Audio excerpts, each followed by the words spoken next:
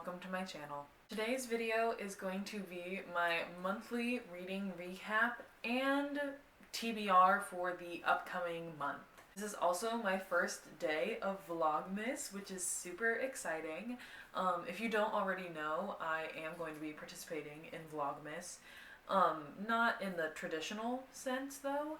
And if you're confused on what I mean by that, you should definitely go check out my most recent video, or the video before this, because I kind of explain what my schedule is going to look like in that video. I honestly only read a couple of books in November, so let's just get right into it. The first book that I read was Powerless by LZ Silver. I ended up giving this book 5 out of 5 stars on Goodreads. This is the third book in a series of 5, and as of right now, I think this couple is my favorite. I am a sucker for the childhood friends to lovers trope, and that's what this is, so absolutely obsessed. Love it so much. Also, this is a cowboy romance universe, and it's like a hockey romance inside the cowboy romance universe, which is huge for me. I'm obsessed with that. Two of my favorite micro tropes, if you will, in the same book. It's great. Honestly, when I'm reading about couples getting jealous of each other, I usually get pretty irritated just because it's ugh, you're literally together, what's the problem? But for these two, they make it work. They make it make sense, and they make it endearing almost. But I'm just so excited to continue this series and see if another couple in the next 2 books becomes my favorite over Jasper and Sloane. The next book that I read in November is Sadie by Courtney Summers, and I ended up giving this book 4 out of 5 stars. This book felt real in a way that books have not felt real to me in a very long time, if that makes sense, which kind of adds up because it literally says on the back, girls go missing all the time, and that's the premise of this book. But it just felt like I was seeing it in front of my eyes, and I'm not usually a visual reader. I don't usually imagine it happening as I'm reading it. I'm just reading the words on the page and that's what I'm thinking of. But as I was reading this book, I was seeing it happening, and that just made it feel very real, because it is, honestly. I will say I'm a little upset that this book did not have a clear ending, and I can't say too much without spoiling it, but basically this entire book, we're following this girl's journey to kind of get revenge, and then we don't know what happens to her in the end, which is kind of stressful. And I'll also say, I don't know if it's just because I've been in a reading slump this month, or if it really wasn't that interesting, but I did skim read through this a lot, but it was still absolutely amazing. Also, in this book, there were perspective changes, which completely made sense because one of the perspectives is the main character, and then the other perspective is this man doing a podcast episode on the main character. So it made sense that it would kind of switch back and forth.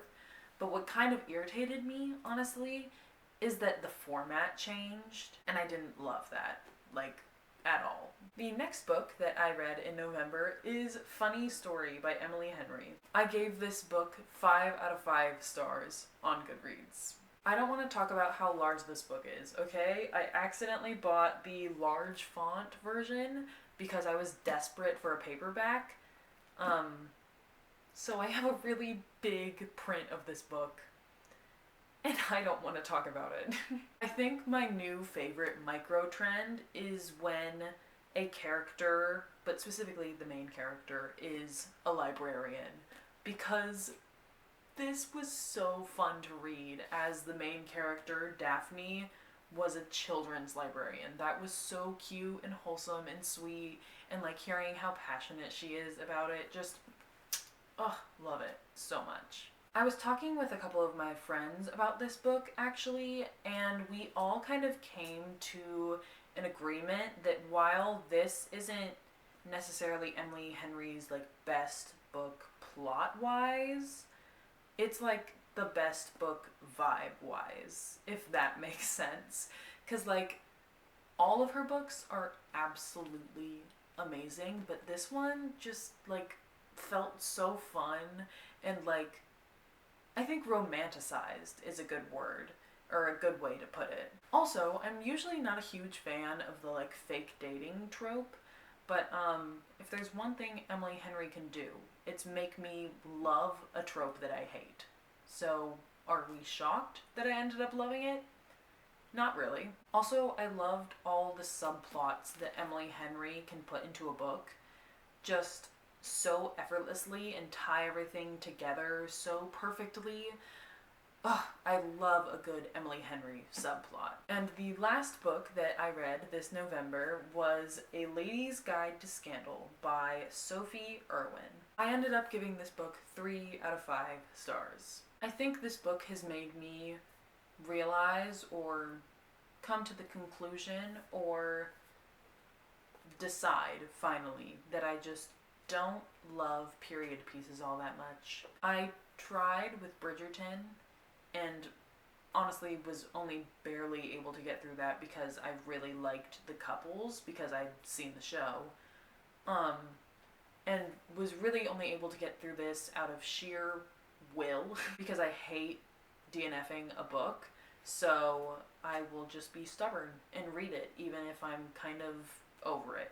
You know what I mean? But this has definitely affirmed for me that I'm not super into period pieces. Honestly, one of my favorite things about this book is all the subplots, but I feel like the subplots were not fully fleshed out in a way that some other authors, like Emily Henry, do so well. Like there was an entire subplot where the main character's cousin, who's a woman, was in love with another woman, and it was so sweet and cute while I was reading about it, but there was like barely anything there, which was just kind of disappointing, honestly.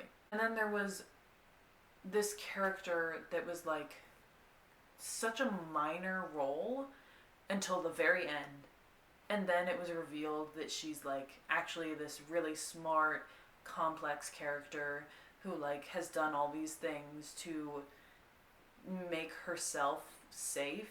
And I think honestly that her story would have been 10 times more interesting than whatever this was.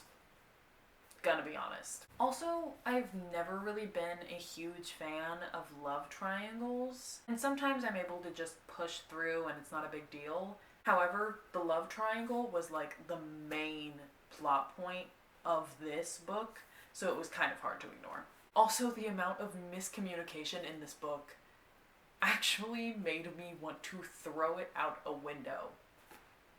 And I'm only kind of joking. But that being said, that is the last book that I read for November, so now it is time to move on to my December TBR. So, as always, these books are not going to be read in any particular order. I might read them the complete opposite order that I list them off. I might read them completely randomly, or maybe I will read them exactly in the way I list them, but this is just the books that I do want to read in December. The first up for my December TBR is Cleopatra and Frankenstein by Coco Mellers. I've seen a lot of different opinions about this book, and I am very excited to form my own. I think it's going to be very different from any other books that I've read before, so I'm very excited on that front, but I also think I am going to genuinely enjoy it. Also, the title is just so intriguing because of like Cleopatra and like that name and what it represents, and then Frankenstein and what it means and what it represents. To just like see those two in the same sentence is so interesting, so I'm very, very intrigued to see where this will go. The next book for my December TBR is The Holiday Switch by Tiff Marcello. This is the only book that I have that is specifically set during like Christmas time, so you know I had to read it during December, obviously. It's also a pretty thin book compared to the other two that I have for this month, so I think this will be a pretty quick read overall. Or maybe it won't be. Maybe it'll take me a perfectly reasonable amount of time. But from the looks of it, I could honestly probably finish this in one sitting, and I might, if I'm up for it. And the last, but most certainly not least, book on my December TBR is the next book in the Chestnut Springs series, which is Reckless by Elsie Silver. Like I said earlier, I absolutely love this series and I'm so excited to continue it. I will say, I'm a little nervous because from the back, I'm pretty sure there's going to be a surprise pregnancy, though is it really a surprise pregnancy if it says that there's going to be a pregnancy on the back? Either way, I'm a little nervous on that front, but again, cowboy romance book. Do I even need to say anything else? Cowboy romance book. I'm excited. I'm gonna have a great time, no matter what, honestly. Also, the male main character in this book has been around since the very first book of this series and was kind of teased in the last book. So I am very excited to see him as a main male character and like as a love interest, I guess. Very excited. But that is the entirety of my December TBR. I'm deciding to keep my TBRs for the foreseeable future relatively short, just so I'm not like overhyping how many books I'm going to read in a month, and then if I don't reach that goal, I'm not like upset with myself, obviously. Because realistically, I can always read more, but if I have a really long TBR and then I don't get to all of it, I'm gonna be a little upset with myself, which is never any fun. But that is all that I have for today's video, so if you enjoyed it, don't forget to like, comment, and subscribe, and I will see you in the next one. Bye!